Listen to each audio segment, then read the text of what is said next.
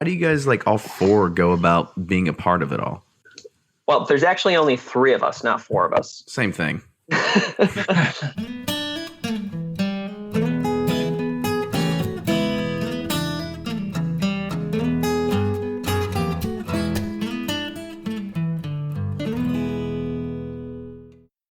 From their bar to yours, Chad and Sarah of the popular YouTube channel It's Bourbon Night bring you their favorite at-home old-fashioned mix with the new Elemental Elixir's Golden Hour Syrup.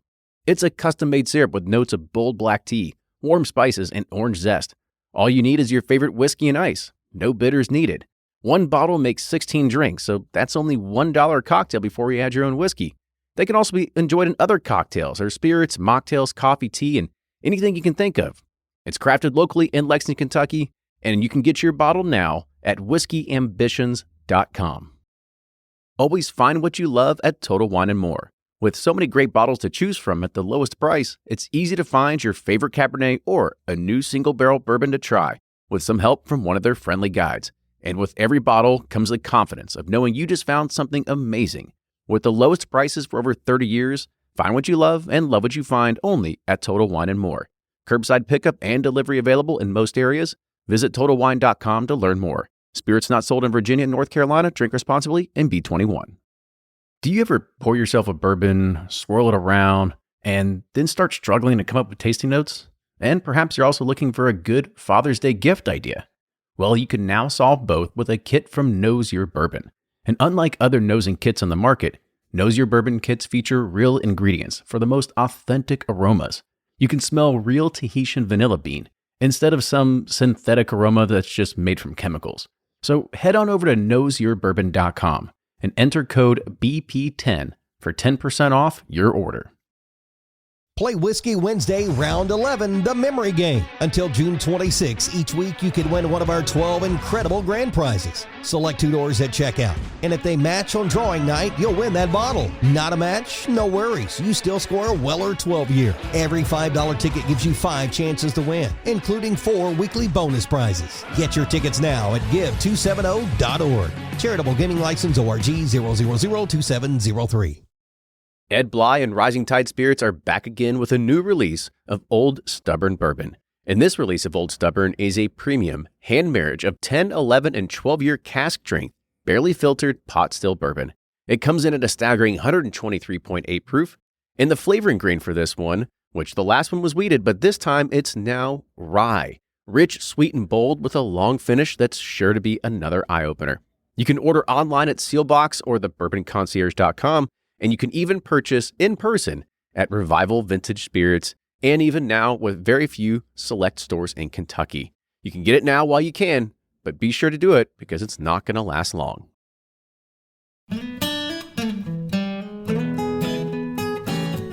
Welcome back to another episode of the Bourbon Pursuit Podcast. My name is Kenny, and we've got Ryan here today. We've also got some fellas from BreakingBourbon.com, but before we introduce them, Ryan, have you checked out? There was something that came out this past week, and there was yet another E.H. Taylor release that's going to be called 4 Grain. Did you see that come out? I did not. I'd seen the release calendar where there was going to be an OFC in the seasoned wood this year, and because of Cured Oaks last year, everybody's going to be hyped about the E.H. Taylor releases, but I did not see it, and I do not know much about it. What's going on with it? Well, so this is something, and it's something that, of course, anything that hits the market, it's automatic news on Twitter and all the groups and everything like that, and everybody gets up in arms. But, I kind of look at this, and I think, first it's called 4 Grain. I saw somebody made a pretty funny comment. They're like, I guess it's corn, rye, wheat, and maybe quinoa or something like that. Like, what's that other grain? But, they said, is this going to be a dilution of the Taylor legacy? Because if you think about this, Buffalo Trace, we've had Harlan on the show before. There's so many of these experimental releases or these experimental things that they're doing, and they need a label to put underneath, right? And I haven't seen a whole lot of the Buffalo Trace experimental collections come out. And so maybe they're just looking at a way to kind of hype up sales by putting underneath the E.H. Taylor train. Yeah, I kind of wish they would leave that label alone and just keep it what it is. I was fine with the Cured Oak, I guess, because it's probably in my top 3 bourbons. But the seasoned wood I had a little taste of and wasn't a big fan. But I don't like how they're experimenting with this label just because everything I've had of E.H. Taylor has been pretty solid, so it's just kind of weird. I wish they'd keep it under the experimental collection label. Yeah, I think I could do with like maybe one new label a year, but I mean, like one release a year. But when they're starting to do 3 or 4, then it's like, they're just playing us. Yeah, it's just all about the hype train, right? So, exactly. Yeah, so it's a good lead into our guest today. So today we have Jordan, Eric, and Nick. These 3 gentlemen are the authors to breakingbourbon.com. So gentlemen, welcome to the show. Thanks for having us. Hi, guys.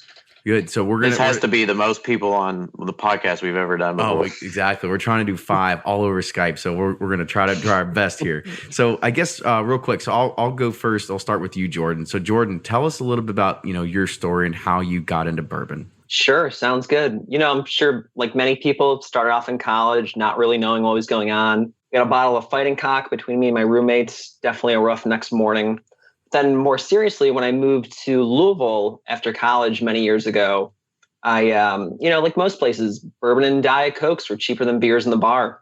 So you just started doing that. And then slowly the Coke got weaned off. And then it was a lot of ice and that got weaned off. And, before I knew it, it was just Makers or Woodford most of the time.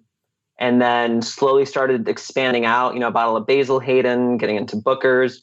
It just went from there, and just a slow love and affinity for it that grew from it. It seems like a common tale amongst all of us, right? Definitely. It's the same progression for everyone. Exactly. So yeah, Eric and Nick, yourselves? So this is Nick here. So, my story, again, kind of similar to Jordan's there. You certainly, I certainly had it, but never, recognized it for what it was, so to speak. And in fact, it was Jordan's time in Louisville, Kentucky that, of course, when in Rome, inspired, trip to Maker's Mark, and flights of bourbon, or doing a flight of turkeys, which was 4 different wild turkeys, in a bar. And then, in fact, probably maybe one of the first bourbon hunts, if you want to call it that, in Louisville, Kentucky, of course, at a time when, you could probably pick up Pappy on the shelf and quite frankly, didn't know what Pappy was, but, then kind of went from there. You went from having a bottle, in the cabinet, to a few, and of course get into that, later on as that progressed, but how I met bourbon. And I had a similar story too. I mean, it was all Jordan living in Louisville. They kind of introduced us from in upstate New York around bourbons. It's not part of, society so much so up here. So it was the many, many visits to Jordan down there that, every bar has it. Every restaurant has it. You have flights, you have these options, you have liquor stores that have large selections, unlike anything we get up here, and that has changed over the years. But definitely at the time, we had more experience, exposure to it, really. So the spark was ignited. And how did that lead into you all coming together and wanting to start a website? So kind of talk about the fascination and how that grew to the point where you said, okay, I think we could have some fun with this and start blogging and making articles and so on and so forth. Yeah. So, actually the story starts, maybe well before that is, the 3 of us grew up together in Rochester, New York. Goes as far back as memory serves me. I'm going to guess the 2nd grade since we've been friends. But, from that point, this was after college that Jordan was in Louisville and, really put bourbon on the radar, so to speak. And, seeing each other only maybe a couple times a year, that had kind of a snowball effect where, it went from recognition of bourbon to, let's buy some new bourbons. Let's bring some bourbons. Let's try some different bourbons every time we get together. We had a get together, and Eric was living in Rochester still at that time, Rochester, New York. And we were getting together for the weekend, and we said, hey, let's kind of do like an official, bourbon tasting. Buy Glencairn glasses and really, take some notes and get a little more in depth with it. So we probably bought way too many bottles, leading up to that. I'm going to say we each, brought maybe 15 bottles to the table that weekend. I don't think we got through all of them. I want to say we maybe got through like 30, 35 of them at best. But from that point, bourbon became more of an everyday discussion, and we started this Google Hangout at that point and realized, what, we're talking about bourbon every day. We're starting to look for different bourbons. We'd never really been on our minds that much before. And so a few months later, the idea came up, why not start a website, or a blog? So around 9 months or so of planning, tweaking, trying to get the design, the look, the feel the way we wanted. And, the layout the way we wanted. We went through around 10 iterations of kind of what Breaking Bourbon could have looked like until we landed on, the basic concept and layout that you see today. Aside from some minor tweaks over the past few years, that concept has remained about the same. And so now we're at 2 years and bourbon has become very much a daily part of our lives. And it's just been wonderful, and enjoyable to kind of grow with that and experience that. So I guess a good question for you, because, I started a blog at one point in my life back in the my tech career. So what was your first article? I'm sorry I didn't look back and kind of look at it, but what was your kind of like hello world in regards to your blog? It's really interesting. So we kind of planned it, right? We wanted to seed the site a little bit. So in order to get the site up and running, we actually had, I want to say, around 20 reviews that we had fully established and well vetted between the three of us before we launched it. And then it wasn't until a few months later that we actually started doing articles on the website. And one of the earliest ones was probably Nick's Bourbon Storage experiment. Right. So we'll talk about that in a little bit, but I think Sure. one of the things that I really like is all the reviews you have, right? Because how many reviews have you all done now? Because it's been a lot. I think we're encroaching. We passed our 100th review, and I think we're coming up on about 125 so far. So with all these, I mean, you guys are going out and you're buying a lot of these bottles, right? So at least it's spread amongst three of you. I couldn't imagine like one person having to go out and buy all these different bottles just to be able to have a sip out of it, right? Nice write-off. It's kind of where the site, kind of came from too. We like to joke about, because it justified buying these bottles from our wives. Because now we're buying bottles so we can write about them, and because people like to read about it. So we had readers. So it smoothed it over to a degree, but of course not completely. Right. We'll try to make up any excuse we can to try to get past on that boat. So I guess a good question for you all, because one thing is, I've showed pictures of my bar before, and I am a diehard Kentucky. I would say 99% of the bottles that I have all come from the great state of Kentucky. But, when I look at your all's reviews, like it's hard to find 100 different bottles, even from the state of Kentucky. So kind of give us at least some of the readers, like a good glowing difference of what's something that's very different that you would find from Kentucky versus something that's from out of state that you would get. I mean, I'm looking at the website right at the front of me, something that's like a barrel versus a Hill Haven versus something like that. Yeah, sure. So this is Jordan. I think one of the benefits that we have is, we do a lot of reviews both in bourbon from Kentucky, and then thankfully my job really allows me to travel all over the place.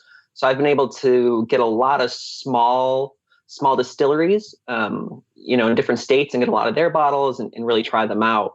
And it's always interesting. I mean, clearly what Kentucky is going for is age in stock, right? A lot of these small upstart distilleries, and we've seen some good ones, we've definitely seen some bad ones, but it all comes down to they just don't have the age or the stock to go through to come out with some of their releases.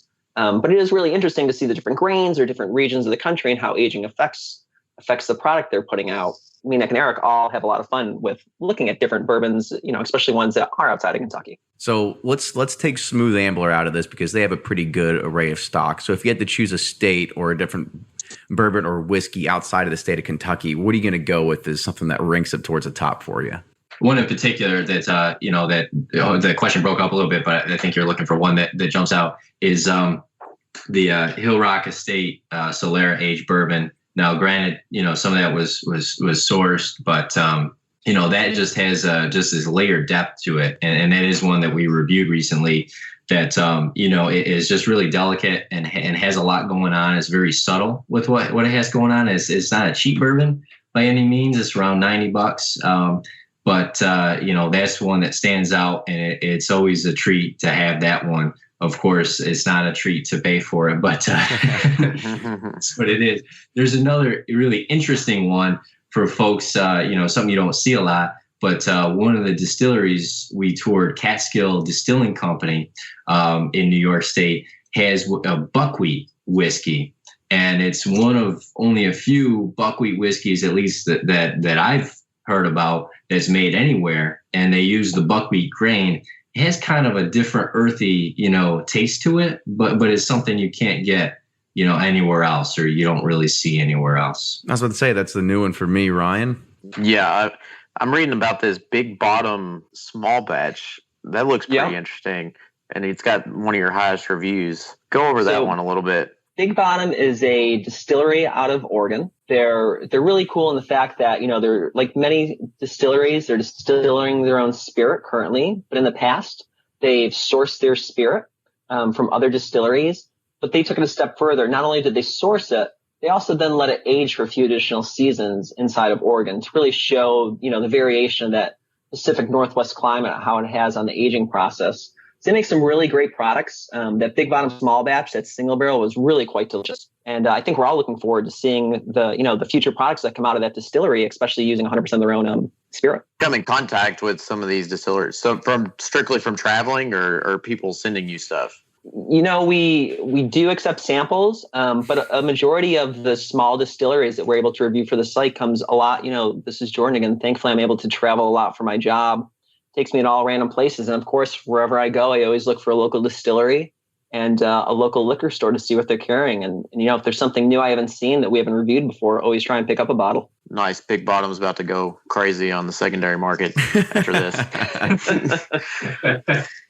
And so the last thing about your reviews I thought that was really interesting was your 100th review. You did a tribute to Bottled and Bond. So talk about that one real quick. So, the 100th review, you try to do something special, that kind of thing. The idea of Bottled and Bond, obviously 100 proof. And, we kind of couldn't really think of what's a really special single bourbon to do, a review on.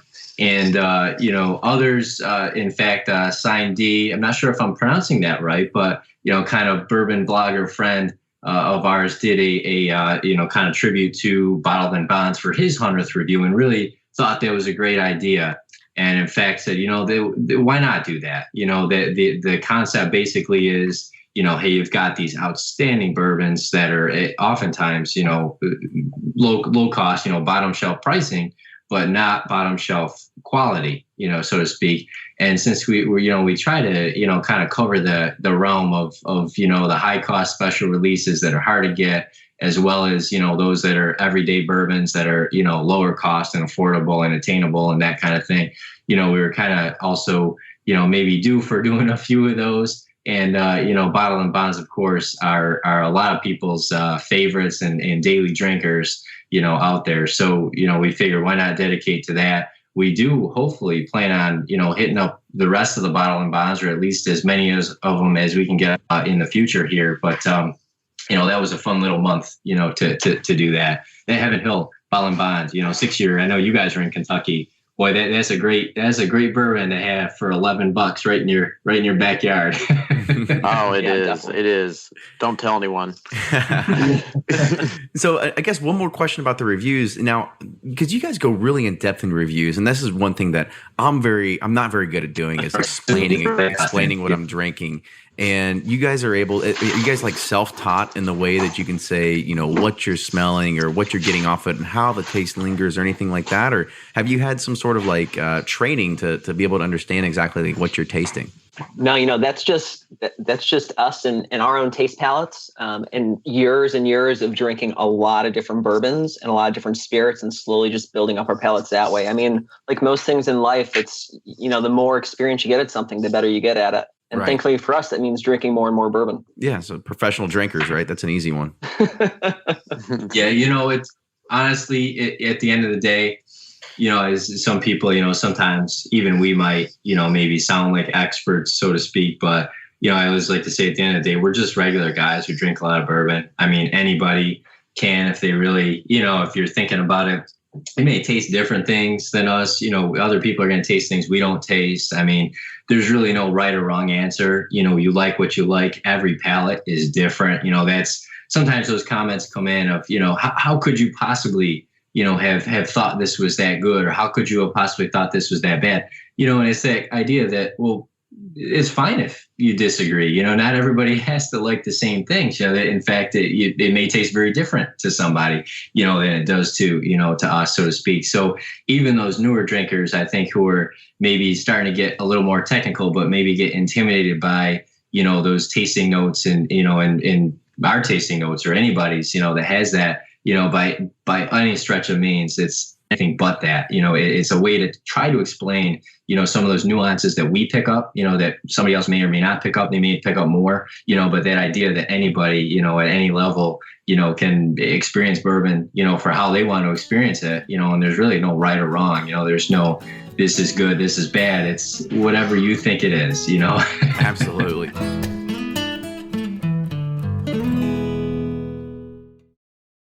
If you're anything like me, then you can't get enough about bourbon. And that's why I'm a subscriber to Bourbon Plus magazine.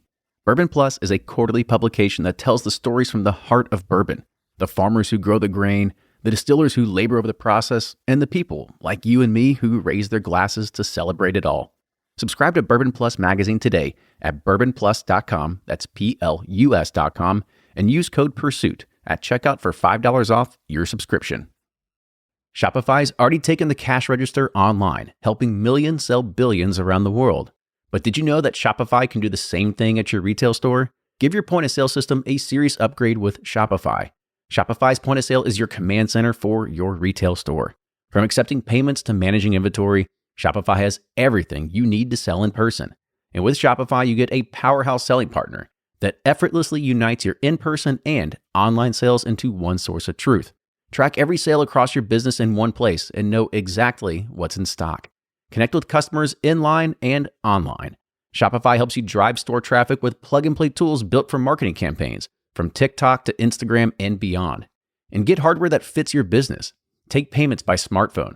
Transform your tablet into a point-of-sale system, or use Shopify's point-of-sale Go mobile device for a battle-tested solution.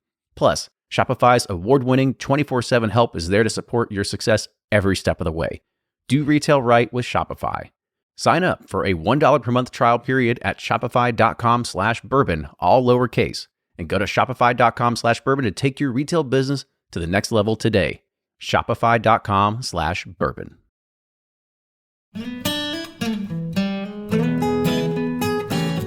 So we headed at it earlier and talking about the bourbon storage experiment. So give the listeners an idea of what this bourbon storage experiment was all about, and then some of the findings as well. So the basic concept with the storage experiment was to take those those qualitative things that you kind of hear of what people kind of notice in their bourbon over the years, and generally how people talk about, how they think it should be stored, the ideal conditions, things like that, and say, let's put it to a test. Let's just see how some of this stuff turns out for our own fun, but why not document it for the site too, since we had that outlet. And so the concept there was not necessarily to put bourbon through like real world storage and ideal, situations, but more, let's test the extremes of these situations to see maybe just how bad it might get. And so it laid out the concept of let's taste this thing over, bourbon over a 2-year period, basically trying it at 6 months, 12 months, 24 months, which is coming up in August. So we'll be posting those results soon. Gotta be honest, I'm a little bit nervous about drinking some of those bourbons after having the 12 months. But so let's start from the beginning. So what bourbon did you use? So we used Weller Special Reserve, and in fact pulled it all from the same 175. So going for consistency, and then put that into 2-ounce containers. And then what those containers were a full container, a 2/3 and a 1/3 container, so that then you take each of those containers and you put them into 3 different storage locations: a refrigerator, a dark closet, and in direct sunlight. And the concept there is then, all right, so now we're going to test one of those container groups at 6 months from each storage location. We're going to test another container group at 12 months, and we're going to test another container group at 24 months. And we're going to see how these different fill levels, and different storage locations over different periods of time kind of affect the bourbon, and see just how bad it might get, or maybe where the best bourbon might lie by a comparison. So I'm going to put my hypothesis in here real quick before we get to the results, right? I'm going to go ahead and just guess that the best storage location is going to be in a dark place, and the worst is going to be in direct sunlight. But go ahead. That's just my guess. Well, so yeah, and exactly. One of the surprises, though, in doing that was that the bourbon that was the 1/3 fill in the dark closet, and actually the refrigerator too, those 1/3 fills actually tasted quite a bit better than the full fills by comparison at 6 months. So that concept of having the bourbon kind of open and breathing a little bit, you always hear about that. Well, that was really pretty evident, when we tasted them blind, for that 6-month test. Comparing with the sunlight, 6 months didn't really, starting to get kind of bad, definitely noticeable. 12 months, some of them were pretty darn hard to drink. I'll put it that way. I can't remember what the exact tasting note was, but certainly not things you want shitty in bourbon. Yeah, that was basically it. So what do you most anticipated for the 12-month, or sorry, for the 24-month version then? So one of the things that changed between 6 and 12 was that the 1/3 fill started to not be quite as good. So we're anticipating that at 24 months, we're going to find that, the full fill, the dark closet and possibly the refrigerator too, really, really pull ahead of those lower fills. And the sunlight, again, it's like, how can it get much worse? Well, it might be able to get worse. Who knows? Also, to know, as this thing's kind of big and broad, and it's easier to look at probably on a screen with the photos than talk about. But we also tested we used an amber bottle to test that in the sun to say, it's kind of funny because bourbon, unlike, like beer, for example, they put in clear bottles because you want to see the color, I assume for marketing purpose and so forth. But that doesn't really bode well. The amber bottle, it turns out, really did protect that bourbon to some extent from the sunlight. And in a real world, we've seen liquor stores that have, big windows, and they have some of their best bourbons up, on display in front of those windows. And you start to think, well, that thing's dusty. How long has that been there? Is that really something I want to buy? So it's that, yeah, you probably shouldn't have it in the sun. Yeah, it's best in a dark closet and that, but really that question of how bad does it really get? We'll find out how bad it gets in coming up in August here. It's so interesting because I opened up one of my Pappy 20s back in 2014. It still tastes great. And then after the antique collection hunt this year, I opened up a 2015 William Weller. And as soon as I drink it, I was so disappointed because, I hated it because it tasted like a big bag of black licorice. And it's just something that I just didn't like, right? So I put it away and I came back to it probably 3 months later, and it was completely different, and I love it now. And so I guess there is some truth to what you say on the fill levels, right? But I guess a question that I'll pose to you is that once you open a bottle of bourbon, how long do you think you have until you need to drink it all? That's a great question, and that catapults into what is going to be the follow-up to the storage experiment, which would be a second storage experiment, which is in the works right now, and will launch probably around the time the first one ends. But the basic idea there is, all right, let's kind of filter out the stuff we know you shouldn't do, and let's maybe start looking at stuff that maybe you might really do in a real world and see how that goes. And I'm not going to give details of that yet because that's still to be launched, but the idea there is to kind of zero in on that question a little bit. As far as that goes, I've always heard 1/3. Once you kind of get to 1/3, maybe it's time to kind of get into a small finish it off. Bring your friends over, send it to us. Just shoot us an email. We'll send you our address. You can forward it on. But it's that idea that it definitely does change. At some points in that change, they might be for the positive, and at some points it might be for the negative. So, if you do have those bottles, especially the better bottles that are sitting there for a long time, it's probably not a bad idea to kind of, sip them every once in a while and maybe keep an eye or pour them once in a while to see how they're doing, because they can get worse. Exactly. I'm terrible at that. When I have a third left, I'm like, don't drink it whatsoever, because I don't want to get rid of it, because I want to just hang on to it. But I guess I should just drink it. Yeah, I'll tell you, we had on this topic, there was a bottle of Four Roses Private Select barrel proof. In fact, if I remember correctly, the highest proof I've ever seen in a Four Roses single barrel. But it was a bottle Eric had, and he gave me a sample. And this was many years ago, and it was and I just had this jar, this pretty big jar, and he poured me like an ounce, and I forgot about it. And probably like 6 months, 9 months or so went by. So it was pretty much mostly air and then a little bit of bourbon at the bottom. And finally said, I got that Four Roses, give that a shot. And keep in mind, this is high proof, which high proof is supposedly supposed to stand up a little bit better.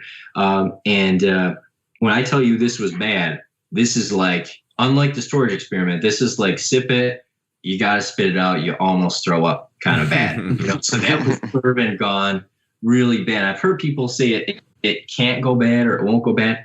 That was bad. That was as bad as it gets. I believe you. I believe it goes bad. Guys, they'll attest to it. Yeah, I mean, I believe it. Yeah, I've goes always bad. heard if it doesn't get air, then it doesn't go bad, as long as you keep the top on it. No, I don't believe that, because as soon as if you take the top off, right, you're still letting there's more air in there that allows more alcohol to kind of dissipate or whatever the technical term is for it.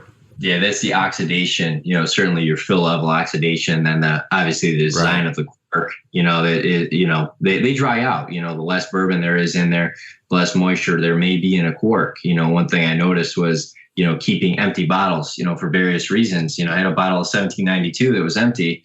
Lo and behold, a few months later, that cork, you just pull that thing in and out of the bottle. So no more moisture left inside the bottle. Didn't keep the cork wet enough to keep a nice seal. So air is the enemy. Maybe it helps a little bit to some extent once you crack it open, and like you said with the Weller. But outside of that, I don't think you really want too much air. So you want to keep a nice tight seal on those bottles. So what we're I gotta start drinking. Yeah, and start putting them all to work, right? You guys should be drinking now, right? Exactly. Should be. So I guess that's kind of a good segue as we're talking about like good, expensive bottles. Let's kind of talk about the release calendar, right? Because that's one of your other most popular articles that you have on your site. Yeah. So I'm not even sure if the other guys, I've never really quite talked about this, so I'm a graphic designer by trade, and when we were, building the site out and that sort of thing, I kind of had this idea to pull together this ongoing list of new releases, because, who doesn't like a list? So I'm a sucker for a list. So actually, put it on a list, I'm buying it.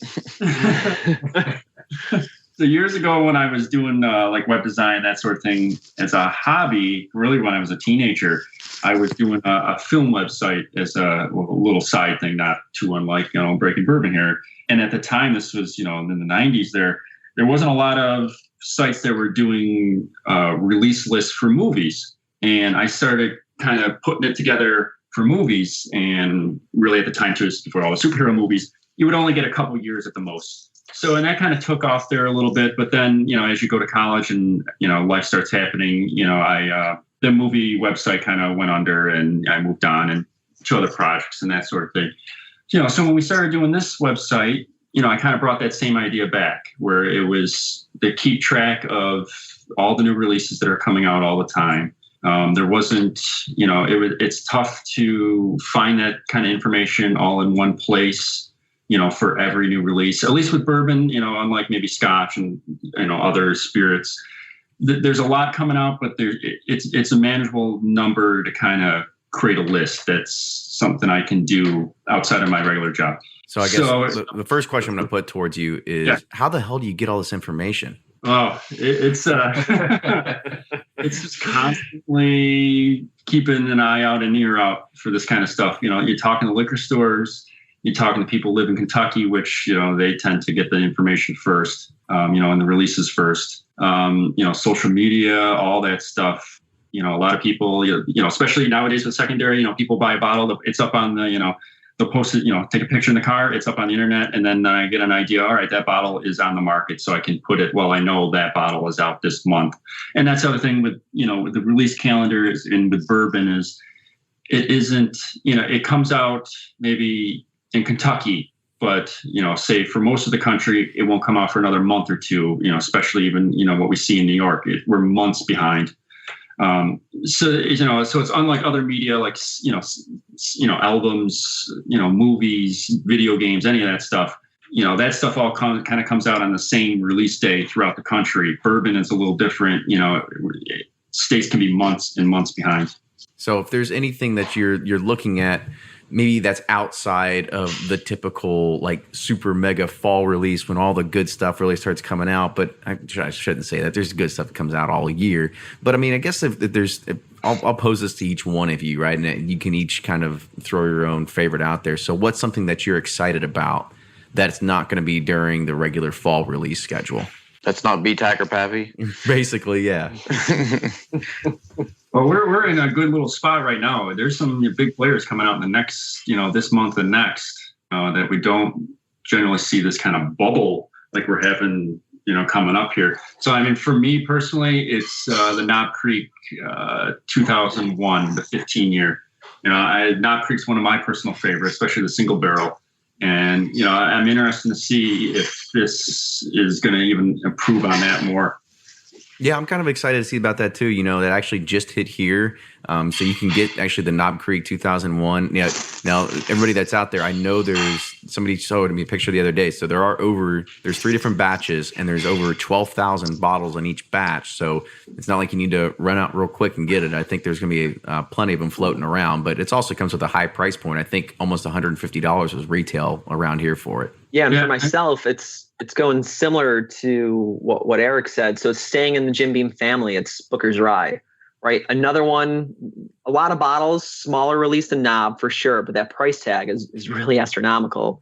That being said, still looking forward to seeing, what an aged rye from Jim Beam with a slightly different mash bill tastes like. I'm super excited about that. Yeah, I think you're not going to have any shortage of people that are going to be going ape shit over that bottle, even at $300 a pop.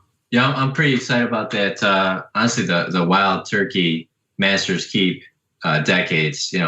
Curious to see how that's going to taste. The previous few Wild Turkey special releases have been interesting. What's interesting about Wild Turkey is they put out such phenomenal everyday bourbons, and then the wild release or the special releases have been not necessarily. Is that the absolute best thing they have? So I feel like they've been getting better and better, and and they have a tried and true process and all that good stuff. So really excited to see kind of a higher proof on what might be maybe a kind of similar flavor profile to last year's Masters Keep. Yeah, speaking of that, Gandolfo just talked to me the other day and he's got some samples of that for us. So I'm interested to see that as well. Yes. Favorite guest so far. You guys need to catch up. That's right. So I guess the one thing that I'm looking forward is because, after Jim Rutledge left Four Roses, there was this, this huge hole, right? People were kind of like, who's going to take over? Like, this guy is an icon of the bourbon industry. And so this is kind of, Brett Elliott's first real kind of foray into releasing something that's special. So the Four Roses single, because actually last year they put a halt on it. There was no 2015 release of the limited edition single barrel, but now they're bringing it back. So this is called the Elliott Select or whatever it is. So I'm excited to kind of see, what's going to be coming out of Four Roses. But then again, I've never had a bad Four Roses. It just depends on the price point, right? So with that, I think we're reaching towards the end of this here. So if you guys have anything other kind of closing remarks or anything you want to say, first off, get another plug to your website and how people can get a hold of you and your Twitter account and all that sort of stuff.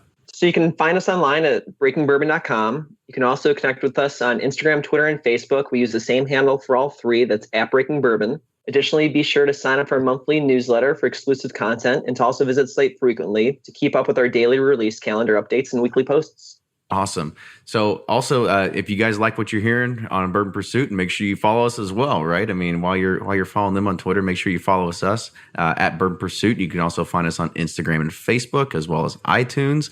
Please also support us on patreon.com. That's patreon.com/Bourbon Pursuit. Just a final reminder, if you are supporting us in the month of May, we will be shipping out all the koozies and stickers to all those people that pledge in May, so you don't actually have to wait the full 3 or 4 months. I forget what I put on there, but it's a good incentive for you to hurry up and support us, and we can start getting those orders for our koozies in. So Ryan, close us out.